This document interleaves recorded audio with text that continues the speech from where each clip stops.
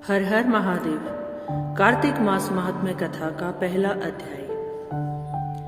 मैं सिमरूं मां शारदा, बैठे जीवा आए।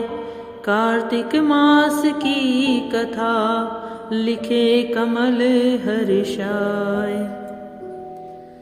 नैमिषारण्य तीर्थ में श्री सूत जी ने 88,000 सनकादि ऋषियों से कहा, अब मैं आपको कार्तिक मास की कथा का विस्तार पूर्वक श्रवण कराता हूँ, जिसका श्रवण करने से मनुष्य के सभी पाप नष्ट हो जाते हैं और अंत समय में वैकुंठ धाम की प्राप्ति होती है। श्री सूत जी ने कहा, श्री कृष्ण जी से अनुमति लेकर देवर्षि नारद के चले जाने के पश्चात सत्यभामा प्रसन्न होकर भगवान श्री कृष्ण से बोली, हे प्रभु, मैं धन्य हुई, मेरा जन्म सफल हुआ। मुझ जैसी त्रैलोक्य सुंदरी के जन्मदाता भी धन्य हैं, जो आपकी 16,000 स्त्रियों के बीच में मैं आपकी परम प्यारी पत्नी बनी।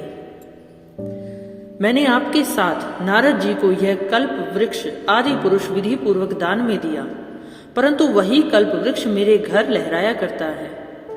ये बात मृत्यु लोक में किसी स्त्री को ज्ञात नहीं कि दान देने के बाद भी यह कल्प वृक्ष मेरे ही घर में विराजमान है।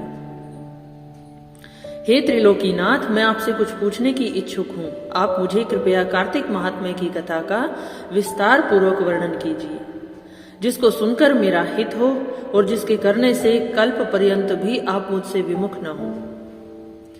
सूत जी आगे कहते हैं, सत्यभामा के ऐसे वचन सुनकर श्री कृष्ण ने हंसते हुए सत्यभामा का हाथ पकड़ा और अपने सेवकों को वहीं रुकने के लिए कहकर विलास युक्त अपनी पत्नी को कल्प वृक्ष के नीचे ले गए और फिर हंसकर बोले, हे प्रिय, 16,000 रानियों में से तुम मुझे प्राणों के समान प्यारी हो। तुम्हारे लिए मैंने इंद्र एवं देवताओं से विरोध किया था। हे कांते, जो तुमने बात मुझसे पूछी है उसे सुनो, उसका वर्णन मैं तुम्हें करता हूं।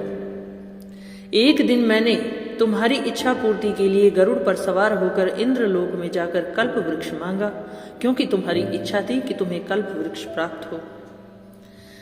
इंद्र ने कल्प वृक्ष देने के लिए मना कर दिया। तब इंद्र और गरुड़ में घोर संग्राम हुआ और गोलोक में भी गरुड़ जी गौओं से युद्ध करने लगे। गरुड़ की चोंच की चोट से उनके कान एवं पूंछ कट कर गिरने लगे, जिससे 3 वस्तुएं उत्पन्न हुई। कान से तंबाकू, पूंछ से गोभी और रक्त से मेहंदी बनी। इन तीनों का प्रयोग करने वाले को मोक्ष नहीं मिलता। तब गौओं ने भी क्रोधित होकर गरुड़ पर वार किया और जिससे उनके 3 पंख टूटकर गिर गए। इनके पहले पंख से नीलकंठ, दूसरे से मोर और तीसरे से चकवा चकवी उत्पन्न हुए। हे प्रिय, इन तीनों का दर्शन करने मात्र से ही शुभ फल प्राप्त हो जाता है।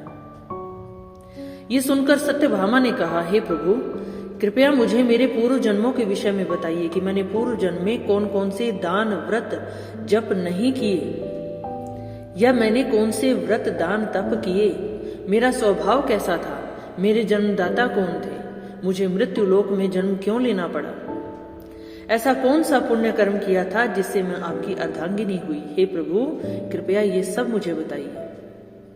श्री कृष्ण ने कहा, हे प्रिय, अब मैं तुम्हारे पूर्व जन्म में किए गए पुण्य कर्मों को विस्तार पूर्वक कहता हूँ, सुनो। पूर्व जन्म में सतयुग के अंत में मायापुरी में अत्रि गोत्र में वेद वेदांत का ज्ञाता देव शर्मा नाम का एक ब्राह्मण निवास करता था। वो प्रतिदिन अतिथियों की सेवा, हवन और सूर्य भगवान का पूजन किया करता था। वह सूर्य के समान तेजस्वी था। वृद्धावस्था में उसे गुणवती नामक कन्या की प्राप्ति हुई। उस पुत्रहीन ब्राह्मण ने अपनी कन्या का विवाह अपने ही चंद्र नामक शिष्य के साथ कर दिया और वो चंद्र को अपने पुत्र के समान मानता था। चंद्र भी उसे अपने पिता की भांति सम्मान देता था। एक दिन दोनों कुश व समिधा लेने के लिए जंगल में गए। जब वे हिमालय की तलहटी में भ्रमण कर रहे थे, तब उन्हें एक राक्षस आता हुआ दिखाई दिया। उस राक्षस को देखकर भय के कारण उनके अंग शिथिल हो गए और वे वहां से भागने में भी असमर्थ हो गए। तब उस काल के समान राक्षस ने उन दोनों को मार डाला। चूंकि वे धर्मात्मा थे, इसलिए मेरे पार्षद उन्हें मेरे वैकुंठ धाम में मेरे पास ले आए। उन दोनों द्वारा आजीवन सूर्य भगवान की पूजा किए जाने के कारण मैं दोनों पर अति प्रसन्न हुआ, क्योंकि उन्होंने आजीवन सूर्य देव की पूजा की थी। गणेश जी, शिव जी, सूर्य व देवी, इन सब की पूजा करने वाले मनुष्य को स्वर्ग की प्राप्ति होती है।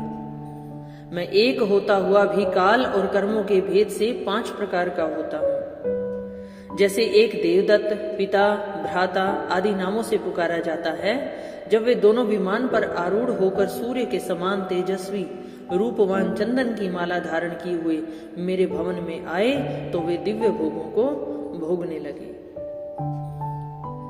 तो सूर्य देव की पूजा आराधना करने का इतना बड़ा महात्म्य है कि जो व्यक्ति शिवजी, गणेश जी, सूर्य व देवी इन सब की पूजा करता है, उसे स्वर्ग की प्राप्ति होती है।